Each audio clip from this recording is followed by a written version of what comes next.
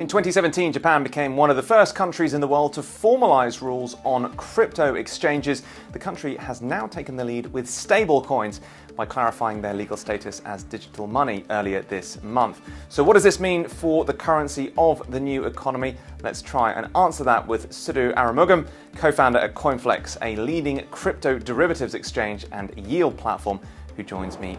Japan says stablecoins must now be linked to yen. They must otherwise be linked to other legal tender, or at least should give holders the right to redeem at face value. What could that mean, in your opinion, for algorithmic stablecoins, all those that are backed by other assets than fiat, things like USDT? Yeah, I mean, look, it's really good to see that the Japanese regulator is progressing on and recognizing stablecoins, which is very, very important. And of course, what it means is that it's great for kind of centralized stablecoin issuers like USDC or yen-dominated issuers.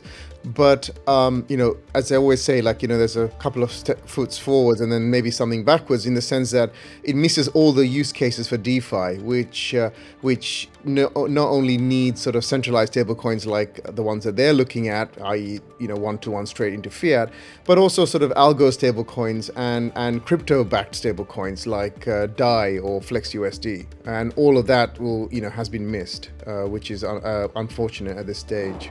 Yeah, look, Japan's definition also means a stablecoin can only be issued by licensed banks, by registered money transfer agents. Now, where does that leave the likes of Circle and Tether? Yeah, I mean, look, Circle, I think Jeremy Allaire at Circle's mentioned that they might be going for a banking license in the US. When it comes to Tether, I'm not actually sure what their plans are. I think the main point here is that it's really around to regulatory costs and how that's going to be weighed up. So even if you take USDC as an example, and can you really expect stablecoin issuers to have licenses in hundreds of countries? Because it will be very, very prohibitive for fintech businesses to go down that route. And so really, I think, Joel, it really comes back down to, how these regulations are going to be written up. Because if every single country requires every single stablecoin to be regulated under their own individual licensing agreements, it's very much like going back to the old fiat or CBBD, as in the central bank digital coin, type product, which is neither here nor there in growing the crypto ecosystem, in my view. Yeah, look, historically, Japan has taken the lead in setting some of these crypto regulations, as I mentioned a moment ago, certainly among the developed world. Given that most jurisdictions are now up in the ante, particularly in the aftermath of Terror, what sort of influence could we see from Japanese regulations in particular on these rules that could come up elsewhere?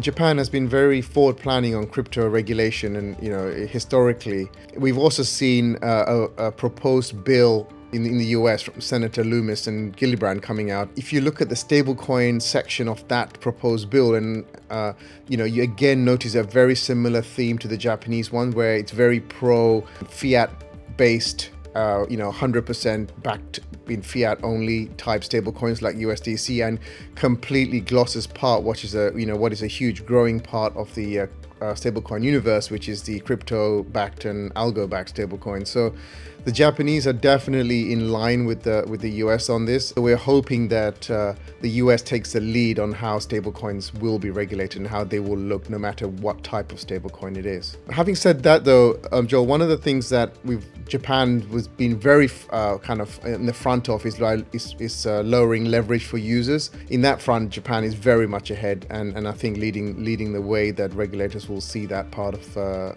trading, no matter what asset class, to be clear. All right, listen, Sudhu, thank you so much for that. Great to speak to you as always.